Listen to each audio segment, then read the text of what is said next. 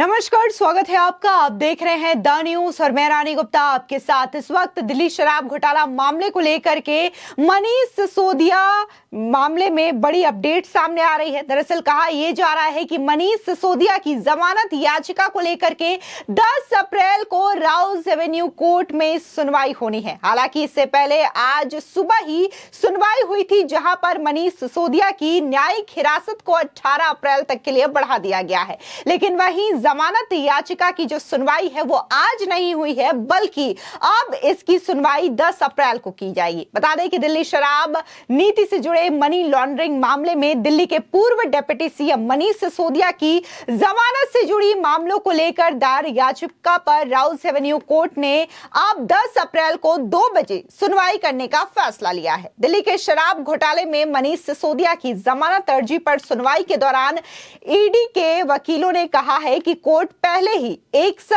आरोपियों की जमानत अर्जी पर विचार कर चुकी है और उसकी जमानत अस्वीकार कर दी गई है। आपको बता दें कि जहां मनीष सिसोदिया की ओर से जमानत याचिका पेश की गई है और इस मामले को लेकर के जिस तरीके से सुनवाई होनी थी, तो वहीं दूसरी ओर ईडी लगातार मनीष सिसोदिया की जमानत याचिका का विरोध कर रही है और ईडी का यह कहना है कि अगर मनीष सिसोदिया बाहर जाते हैं तो वो सबूतों के साथ छेड़छाड़ करने की कोशिश कर सकते हैं, जिसकी वजह से उन्हें जमानत न दी जाए, ये बार बार ईडी कहती हुई नजर आ रही है। अब इन सब के बीच में एक बार फिर से बीजेपी नेता, जो कि कभी आम आदमी पार्टी की साथी रह चुकी हैं, साजिया इल्मी, उन्होंने बड़ा कटाक्ष किया है। उनका कहना है कि कहने को तो आम आदमी पार्टी खुद को कट्टर ईमानदार की पार्टी कहती है, लेकिन देखने को मिल रहा है कि कैसे अरविंद केजरीवाल की गिरफ्तारी हो रही है, मनीष सिसोदिया की जो जमानत है वो मिल नहीं पा रही है और बार बार उनकी न्यायिक हिरासत को बढ़ा दिया जा रहा है। इससे बड़ा सबूत और क्या हो सकता है? एक बार सुनिए कि आखिर साजिया इल्मी क्या कह रही।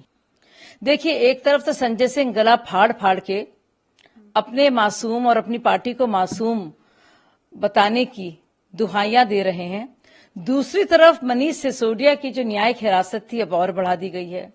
बाकायदा 1.5 साल से वो वहां पे मौजूद हैं। इसके अलावा इतनी गिरफ्तारियां हुई हैं कि कविता से भी पूछताछ चल रही है, अरविंद केजरीवाल से भी पूछताछ चल रही है, लेकिन यहां पे भी झूठ पर झूठ और झूठ के बाद और झूठ, उसके अलावा कुछ नहीं। देखिए, आतिशी जी झूठ बोलने की माहिर हो गई हैं, सब जानते हैं।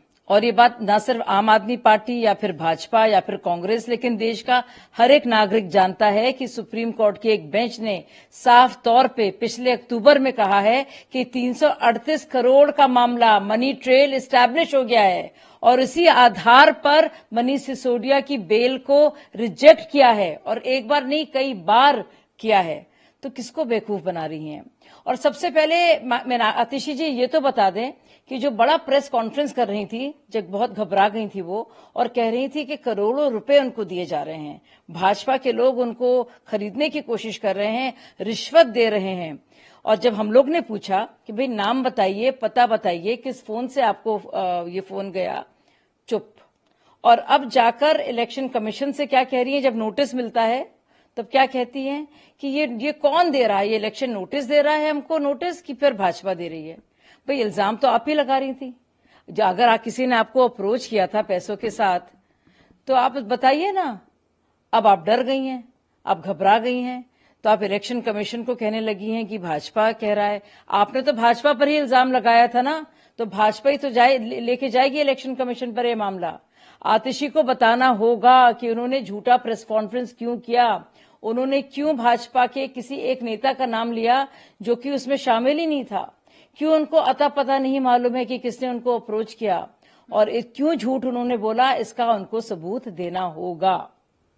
तो पहली बार हमारे देश के इतिहास में एक ऐसा व्रत, एक ऐसा उपवास सामूहिक तौर पर किया जा रहा है जो भ्रष्टाचारियों को बचाने के लिए और भ्रष्टाचार को बढ़ावा देने के लिए किया जा रहा है।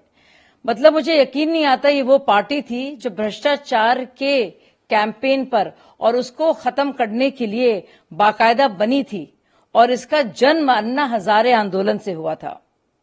आपको बता दें कि दिल्ली की अदालत में शनिवार को आबकारी नीति घोटाले से संबंध एक मनी लॉन्ड्रिंग मामले में आम आदमी पार्टी के नेता मनीष सिसोदिया की न्यायिक हिरासत 18 अप्रैल तक बढ़ा दी गई। दिल्ली के पूर्व डिप्टी सीएम मनीष सिसोदिया को उनकी पिछली न्यायिक हिरासत की अवधि समाप्त होने पर राउस एवेन्यू कोर्ट में विशेष जज कावेरी बवेजा के समक्ष पेश किया गया था। मंगलवार को सिसोदिया की जमानत अर्जी पर बहस के दौरान उनके वकील ने मामले की जांच पूरी करने में देरी का आरोप भी लगाया था। सिसोदिया के वकील मोहित माथुर ने तर्क दिया था कि जांच समाप्त होने के 11 महीने बीत जाने के बावजूद उनके मुवक्किल को कथित रिश्वत के पैसे से जोड़ने का कोई सबूत नहीं मिला है। गौरतलब है कि मनीष सिसोदिया को सीबीआई ने 26 फरवरी 2023 को घोटाले में उनकी भूमिका के लिए गिरफ्तार किया था। ईडी ने 9 मार्च 2023 को सीबीआई की एफआईआर से जुड़ी मनी लॉन्ड्रिंग मामले में सिसोदिया को गिरफ्तार किया था। 28 फरवरी 2023 को सिसोदिया ने दिल्ली कैबिनेट से इस्तीफा दे दिया था। आपको बता दें कि अपनी जमानत पर सुनवाई से एक दिन पहले मनीष सिसोदिया ने शुक्रवार को तिहाड़ जेल के अंदर से जनता को एक चिट्ठी भी लिखी थी, जिसमें उन्होंने ये कहा था कि वो जल्द ही जेल से बाहर आएंगे। साथ ही उन्होंने ये कहा कि अपनी दूरदर्शा की तुलना स्वतंत्रता सेनानियों के खिलाफ अंग्रेजों द्वारा किए गए अत्याचारों से की और बच्चों की शिक्षा के प्रति अपनी प्रतिबद्धता भी जताई है।